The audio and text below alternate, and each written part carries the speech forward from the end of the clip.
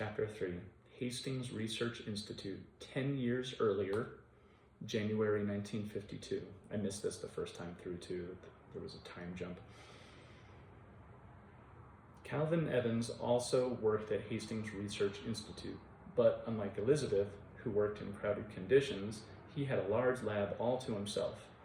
Based on his track record, maybe he deserved the lab. By age 19, he had already contributed critical research that helped famed British chemist Frederick Sanger clinch the Nobel Prize at 22. At 22, he discovered a faster way to synthesize simple proteins. At 24, his breakthrough concerning the reactivity of something I'm not going to try to pronounce put him on the cover of Chemistry Today.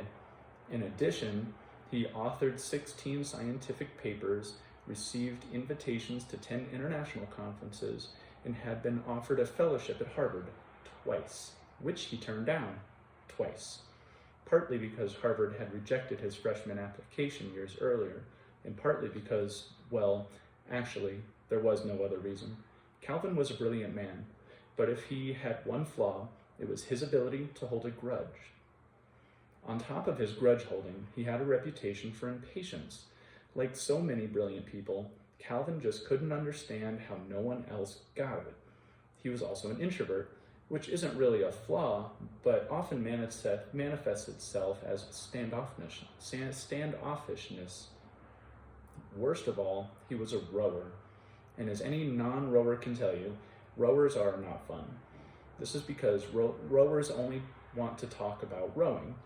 Get 2 or more rowers in a room and the conversation goes from normal topics like work or weather to long, pointless stories about boats, blisters, oars, grips, ergs, feathers, workouts, catches, releases, recoveries, splits, seats, strokes, slides, starts, settles, sprints, and whether the water was really flat or not. From there, it usually progresses to what went wrong on the last row, what might go wrong on the next row, and whose fault it was and or will be. At some point, the rowers will hold out their hands and compare calluses. If you're really unlucky, this could be followed by several minutes of head-bowing reverence as one of them recounts the perfect row where it all felt easy. Other than chemistry, rowing was the only thing Calvin had a true passion for. In fact, rowing is why Calvin applied to Harvard in the first place. To row for Harvard was, in 1945, to row for the best. Or actually, second best. University of Washington was the best, but University of Washington was in Seattle, and Seattle had a reputation for rain. Calvin hated rain. Therefore, he looked further afield to the other Cambridge, the one in England, thus exposing one of the biggest myths about scientists, that they're any good at research. The first day Calvin rowed on the Cam, it rained. The second day, it rained. Third day, same. Does it rain like this all the time? Calvin complained as he and his teammates hoisted the heavy wooden boat to their shoulders and lumbered out to the dock. Oh, never, they reassured him. Cambridge is usually quite balmy. And then they looked at one another as if to confirm what they had already long suspected. Americans were idiots. Unfortunately, his idiocy also extended to dating, a big problem since Calvin very much wanted to fall in love. During all 6 lonely years he spent in Cambridge, he managed to ask out 5 women, and of those 5, only one consented to a second date, and that was only because she thought he was someone else when she answered the phone. His main issue was inexperience. He was like a dog who, after years of trying, catches a squirrel and then has absolutely no idea what to do with it.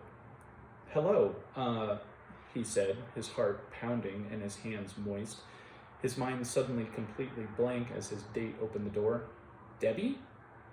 It's Deirdre, his date sighed, taking the first of what would be many glances at her watch. At dinner, the conversation lurched between the molecular breakdown of aromatic acids, Calvin, to what movie might be playing, Deirdre, to the synthesis of non-reactive proteins, Calvin, to whether or not he liked to dance, Deirdre. To look at the time, it was already 8:30 p.m. and he had to row in the morning, so he would be taking her straight home, Calvin. It goes without saying that there was very little sex after these dates. Actually, there was none. I can't believe you're having trouble. His Cambridge teammates would tell him. Girls love rowers, which wasn't true. And even though you're an American, you're not bad looking, which was also not true. Part of the problem was Calvin's posture. He was 6 feet, 4 inches tall, lanky and long, but he slouched to the right, probably a byproduct of always rowing stroke side. But the bigger issue was his face. He had a lonesome look about him, like a child who's had to raise himself, with large gray eyes, messy blondish hair, and purplish lips, the latter of which were nearly always swollen because he tended to chew on them. His was the kind of face that some might call forgettable, a below-average composition that gave no hint of the longing or intelligence that lay behind, save for one critical feature, his teeth, which were straight and white, and which redeemed his entire facial landscape whenever he smiled. Unfortunately, especially after falling in love with Elizabeth Zott. Especially after falling in love with Elizabeth Zott, Calvin smiled all the time. They first met, or rather exchanged words, on a Tuesday morning at Hastings Research Institute, the sunny Southern California private research lab where Calvin, having graduated from Cambridge with a PhD in record time and with 43 employment offers to weigh, accepted a position partly because of reputation, but mostly because of precipitation. It didn't rain much in Commons. Elizabeth, on the other hand, had accepted Hastings' offer because it was the only one she'd received. As she stood outside Calvin Evans' lab, she noted a number of large warning signs. Do not enter. Experiment in progress. No admittance. Keep out. Then she opened the door. Hello, she called over Frank Sinatra, who was blasting at hi-fi from a hi-fi that sat incongruously in the middle of the room. I need to speak to whoever's in charge. Calvin, surprised to hear her voice, poked his head out from behind a large centrifuge. Excuse me, miss, he called, irritated, a large pair of goggles shielding his eyes from whatever was bubbling off to his right. But this area's off limits. Don't you see the signs? I did, Elizabeth yelled back, ignoring his tone as she made her way across the lab to switch off the music. There, now we can hear each other. Calvin chewed his lips and pointed. You can't be in here, he said. The signs. Yes, well, I was told that your lab has a surplus of beakers and we're short downstairs. It's all here, she said, thrusting a piece of paper at him. It's been cleared by the inventory manager. I didn't hear anything about it, Calvin said, examining the paper. And I'm sorry, but no, I need every beaker. Maybe I'd better speak to the chemist down there. Tell your boss to call me. He turned back to his work, flipping the hi-fi back on as he did. Elizabeth didn't move. You want to speak with a chemist? Someone other than me? She yelled over Frank. Yes, he answered. And then softly, slightly, look, I know it's not your fault, but they shouldn't send a secretary up here to do their dirty work. Now I know this might be hard for you to understand, but I'm in the middle of something important. Please, just tell your boss to call me. Elizabeth's eyes narrowed. She did not care for people who made assumptions based on what she felt were long outdated visual clues.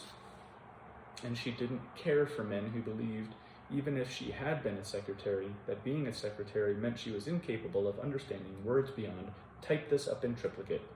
What a coincidence, she shouted as she went straight over to the shelf and helped herself to a huge box of beakers. I'm busy too. Then she marched out. More than 3,000 people worked at Hastings Research Institute.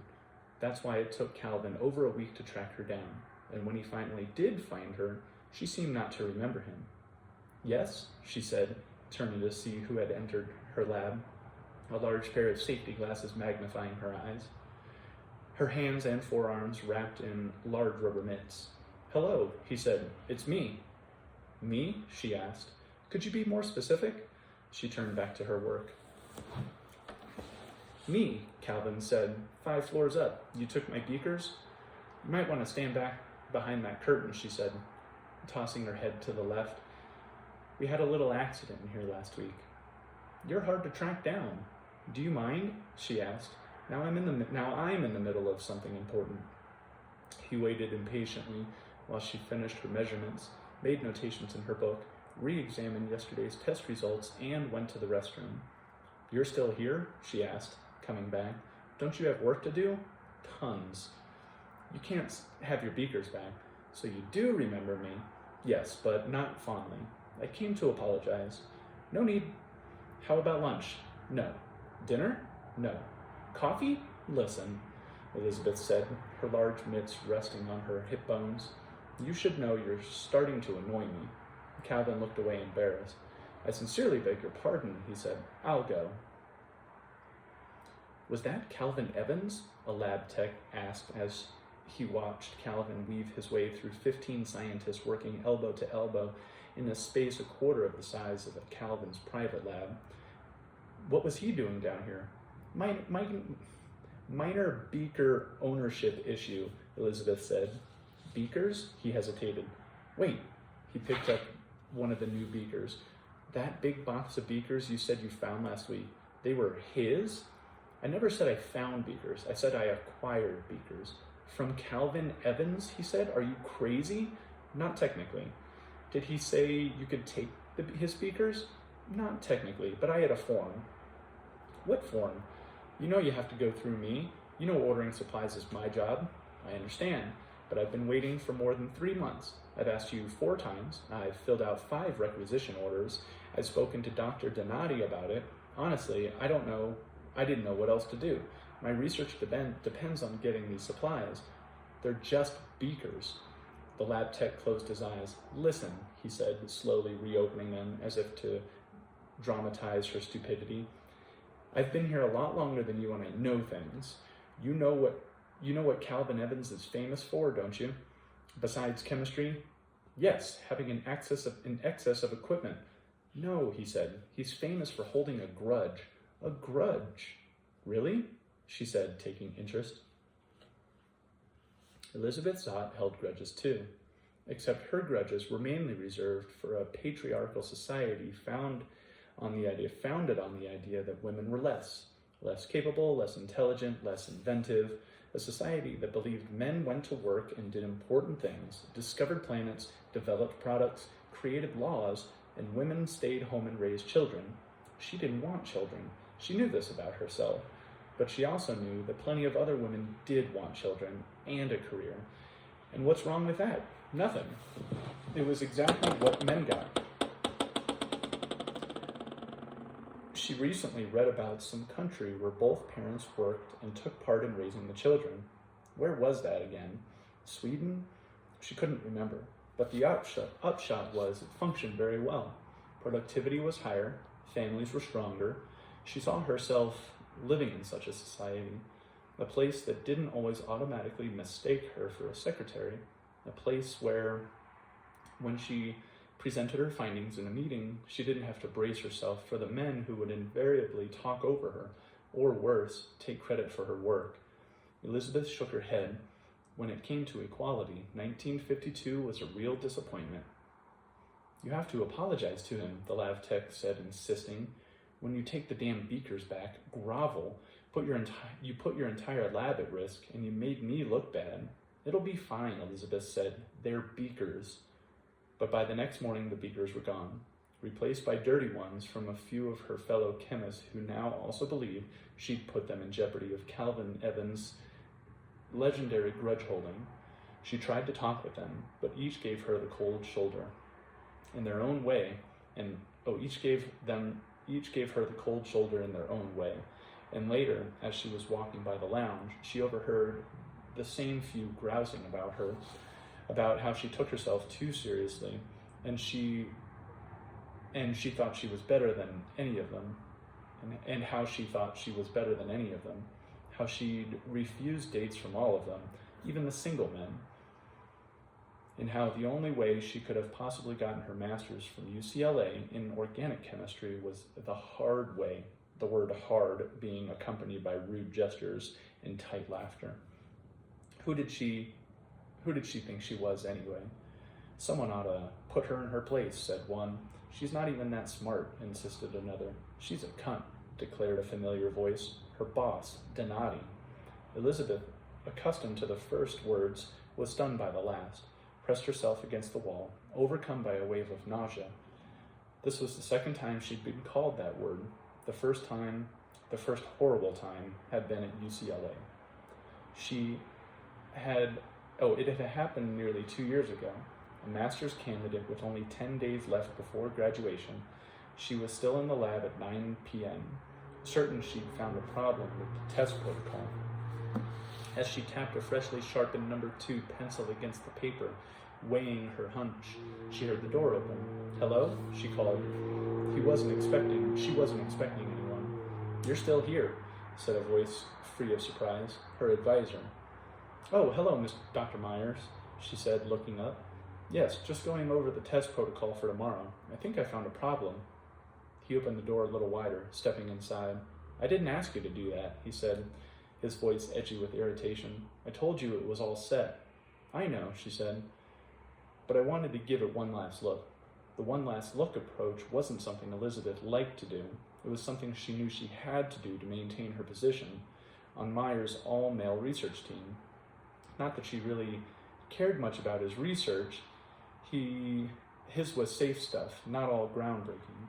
Despite a notable lack of creativity paired with an alarming absence of few discoveries, Myers was considered one of the top DNA researchers in the United States.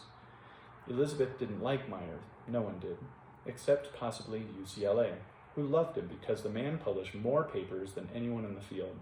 Myers' secret? He didn't write the papers, his graduate students did, but he always took full credit for every word, sometimes only changing the title and a few phrases here and there before passing it off as an entirely different paper, which he could do because who reads the scientific paper all the way through? No one. Thus his papers grew in number, and with them his reputation. That's how Myers became a top DNA researcher. Quantity. Besides his talent for superfluous papers, Myers was also famous for being a lecher. There weren't many women in the science department at UCLA, but the few there were, mostly secretaries, became the focus of his unwanted attention. They usually left after 6 months, their confidence shaken, their eyes swollen, citing personal reasons. But Elizabeth did not leave. She couldn't.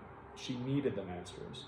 So she endured the day-to-day degradations, the touches, the lewd comments, the rank suggestions, while making it clear she had no interest, until the day he called her into his office, ostensibly to talk about her admittance to his doctoral program, but instead shoving his hand up her skirt. Furious, she forcibly removed it, then threatened to report him. To whom? He laughed. Then he admonished her for being no fun and swatted her bottom, demanding that she go fetch his coat from the office closet, knowing what to do when she opened the door. She would find it lined with pictures of topless women, a few splayed, expressionless, on their hands and knees, a man's shoe resting triumphantly on their backs. "It's here," she said to Dr. Myers. "Step 91 on page 32. The temperature, I'm fairly certain it's too high, which means the enzyme will be rendered inactive, skewing the results." Dr. Myers watched her from the door. "Did you show this to anyone else?" "No," she said, "I just noticed it." "So you haven't talked with Philip?" Philip was Myers' top research assistant. "No," she said, "he just left.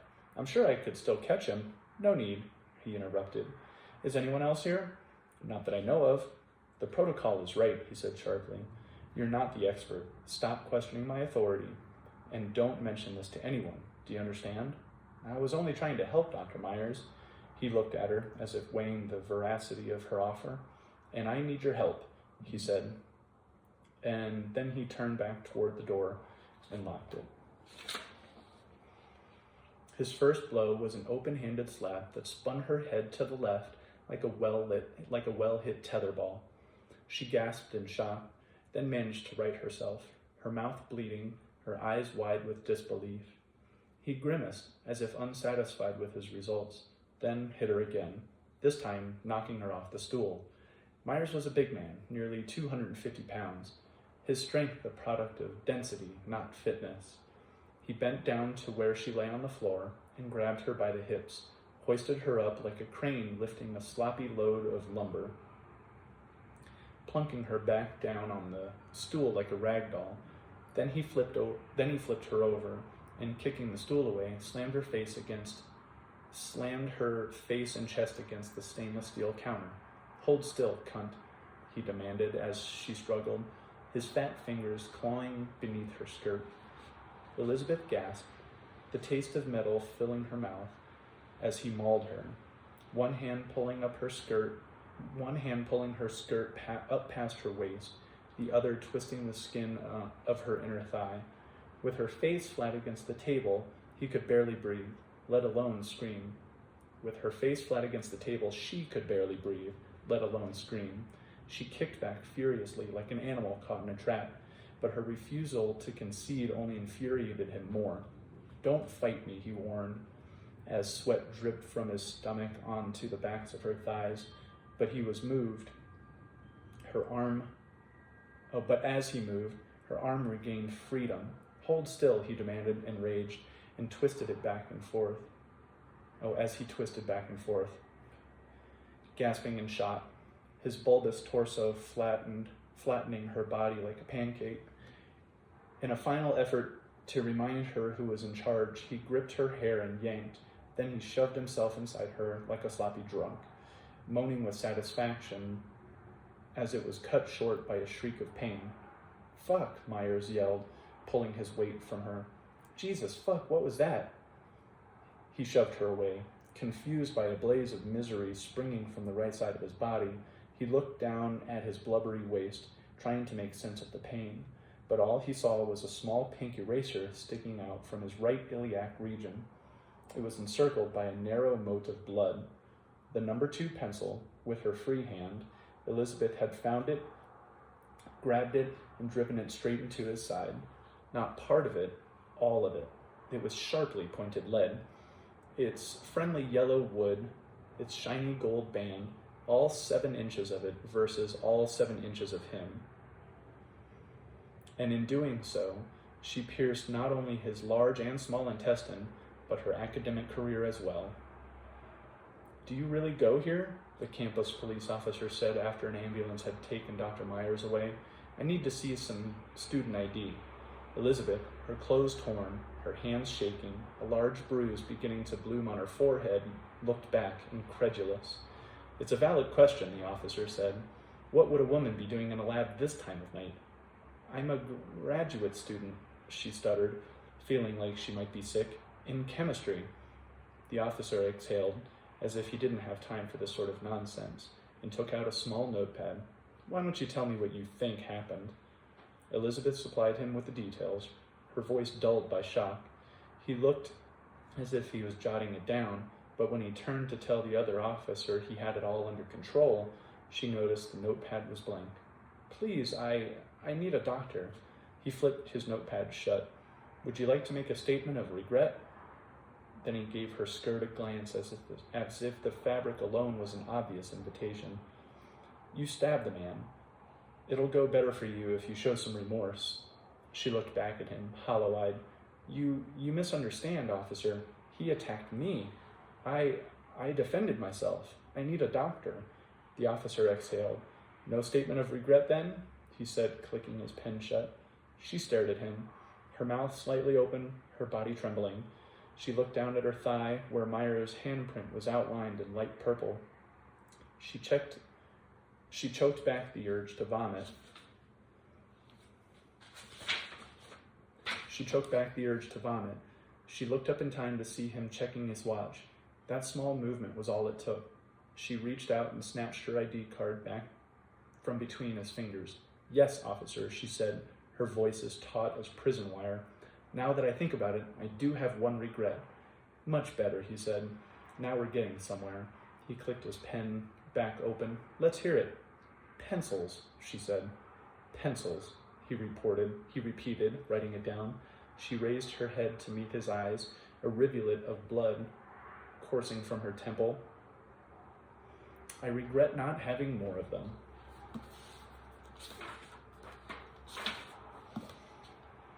The attack, or unfortunate event, as the admissions committee called it just before they formally rescinded her admittance to the doctoral program, had been her doing. Dr. Myers had caught her cheating. She tried to change the test protocol to skew the experiment's results. He had the proof right here, and when he'd confronted her, she'd thrown herself at him, offering sex. When that didn't work, a physical fight ensued, and before he knew it, he had a pencil in his gut. He was lucky to be alive. Almost no one bought this story. Dr. Myers had a reputation, but he was also important, and UCLA had no intention of losing someone of his stature. Elizabeth was out. Her master's was complete. Her bruises would heal. Someone would write her a recommendation. Go. That's how she ended up at Hastings Research Institute. And now that she was here, here she was outside the Hastings Lounge, her back pressed against the wall, sick to her stomach. She looked up to find the lab tech peering at her. You all right, Zot? He asked. You look kind of funny. She didn't reply. My fault, Zot, he admitted. I shouldn't have made such a big deal about the beakers. As for them, he said, tipping his head toward the lounge. It was clear he'd overheard the conversation. They're just being fellas. Ignore them. But she couldn't ignore them. In fact, the very next day, her boss, Dr. Donati, the one who called her a cunt, reassigned her to a new project. It'll be a lot easier, he said. More your intellectual speed. Why, Dr. Donati? She asked. Was there something wrong with my work? She'd been the driving force behind her current group research project, and as a result, they were close to publishing results. But Donati pointed to the door. The next day, she was assigned to a low-level amino acid study. The lab tech, noting her growing dissatisfaction, asked her why he wanted to be a scientist. She wanted to be a scientist anyway. I didn't want to be a scientist, she snapped. I am a scientist. Oh my gosh, I'm like reading words wrong left and right. I don't want to be a scientist, she snapped. I am a scientist. And in her mind, she was not going to let some fat man at UCLA or her boss or a handful of small-minded colleagues keep her from achieving her goals. She faced tough things before. She would weather what came. But weathering is called weathering for some reason.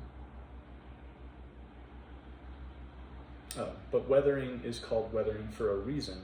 It erodes. As 3 months went by, her fortitude was tested again and again. The only thing that gave her any respite at all was the theater, and even that sometimes disappointed. It was a Saturday night about 2 weeks after the Beaker incident. She bought a ticket to the Mikado, a supposedly funny operetta. Although she had long looked forward to it, as the story unfolded, she realized she didn't find it funny at all. The lyrics were racist, the actors were white, and it was blatantly obvious that the female lead was going to be blamed for everyone else's misdeeds. The whole thing reminded her of work. She decided to cut her losses and leave at intermission. As luck would have it, Calvin Evans was also there that night, and he had been unable to pay attention. Had he been able to pay attention, he might have shared all Elizabeth's opinions, but instead, he was on a first date with the secretary from the biology division, and he was sick to his stomach. The former was a mistake. The secretary had asked him to the operetta only because she believed his fame meant he was rich, and he, reacting to her eye-watering perfume, had blinked several times, which she thought meant, I'd love to. The queasiness started in Act 1, but by the end of Act 2, it had escalated to a roiling boil. I'm sorry, he whispered, but I don't feel well. I'm leaving. What do you mean? She said suspiciously. You look fine to me. Sick to my stomach, he murmured. Well, excuse me, but I bought this dress special for tonight, she said, and I'm not leaving until I've worn it the full 4 hours. Calvin thrust some cab money in the general direction of her astonished face then rushed himself out to the lobby, one hand on his abdomen as he headed straight toward the bathroom, careful not to jaunt his hair-triggered stomach.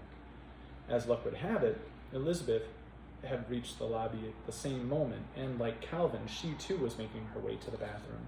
But when she saw the long line, she whirled away in frustration, and in doing so slammed directly into Calvin, who instantly vomited on her. "Oh God," he said between retches. "Oh Jesus." Stunned at first, Elizabeth gathered herself and ignored the mess he'd made of her dress, put a comforting hand on his bent torso. "This man is sick." "Oh, this man is sick," Elizabeth called to the bathroom line, yet not yet realizing who it was. Could someone call a doctor? But no one did. All the theater bathroom goers reacted to the stench and the sound of violent illness, vacated the area immediately. "Oh my God," Calvin said over and over again, holding his stomach. "Oh my God." "I'll get you a paper towel," Elizabeth said gently, "and a cab."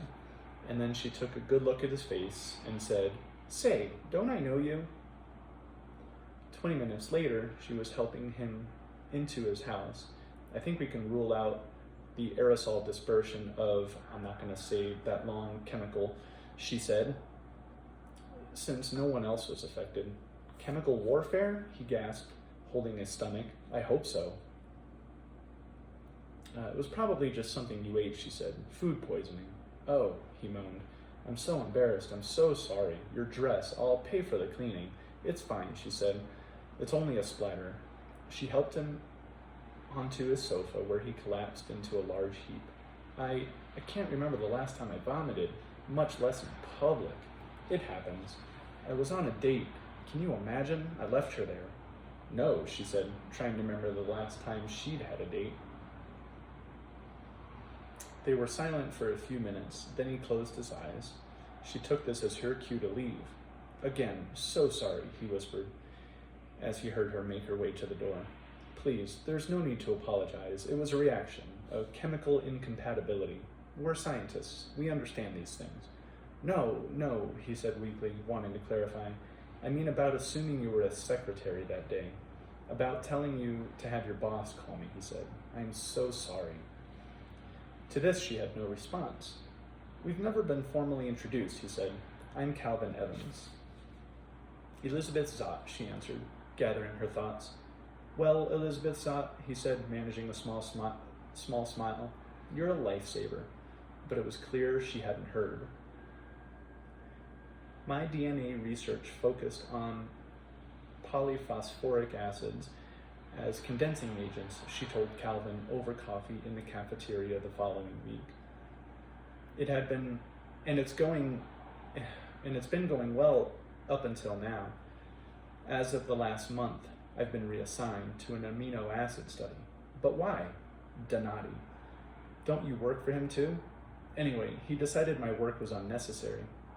But condensing agent research is critical to further understanding of DNA.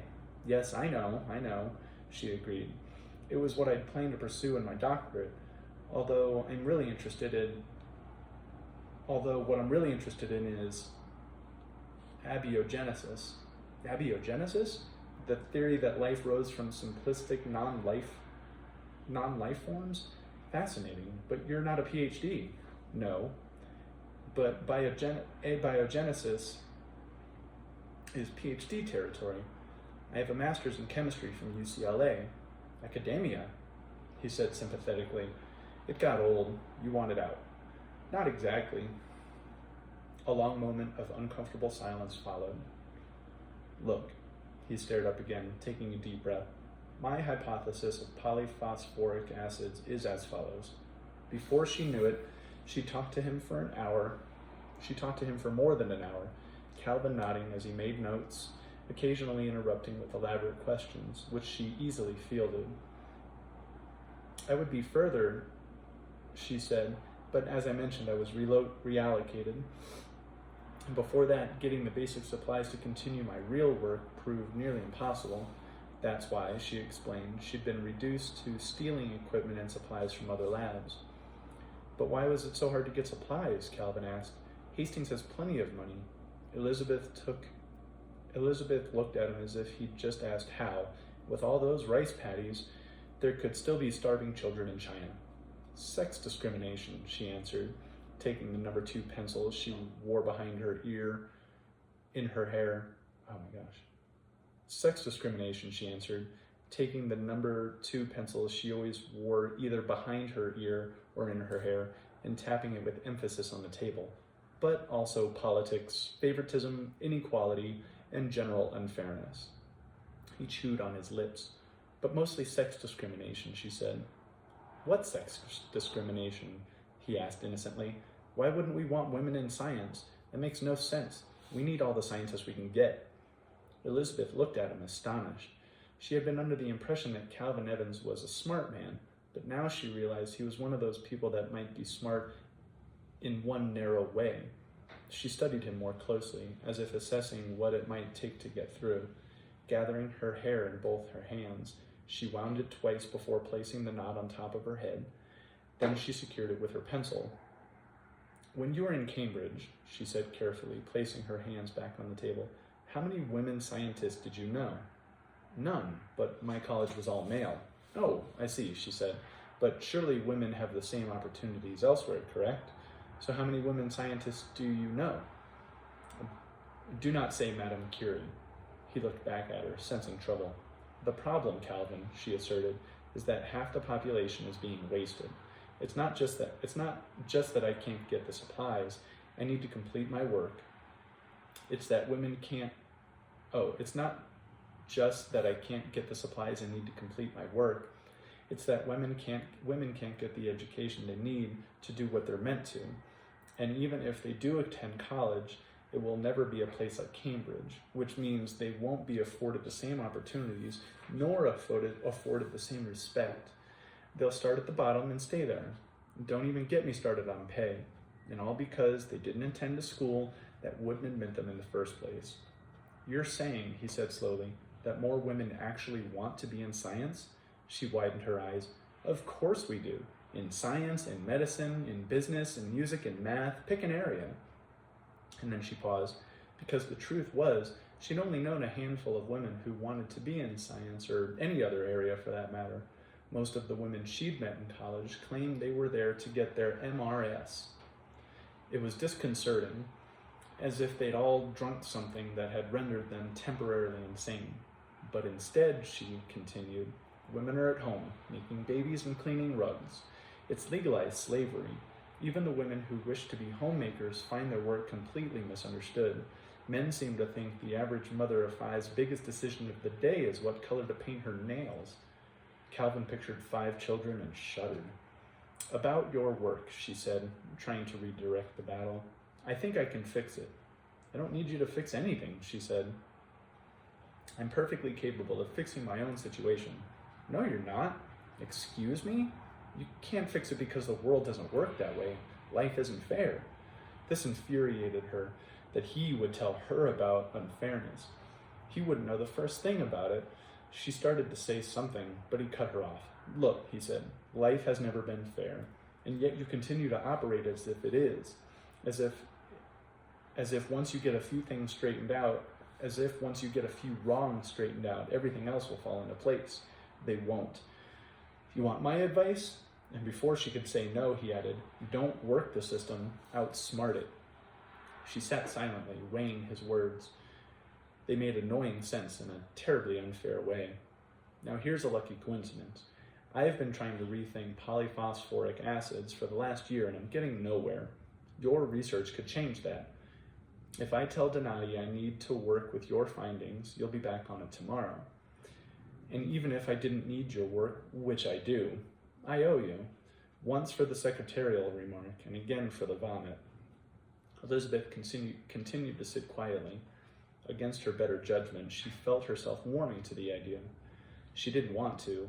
She didn't like the notion that systems had to be outsmarted. Why couldn't they just be smart in the first place? And she certainly didn't like favors. Favors smacked of cheating. And yet she had goals, and damn it, why should she just sit by? Sitting by never got anyone anywhere. Look, she said pointedly, as she brushed a strand of hair off her face. I hope you don't think I'm jumping to conclusions, but I've had trouble in the past and I want to be clear. I'm not dating you. This is work, nothing more. I'm not interested in a relationship of any kind. Nor am I, he insisted. This is work. That's it. That's it. And then they gathered their cups and saucers and went off in opposite directions, each desperately hoping the other didn't mean it. Boy, that was tough to get through.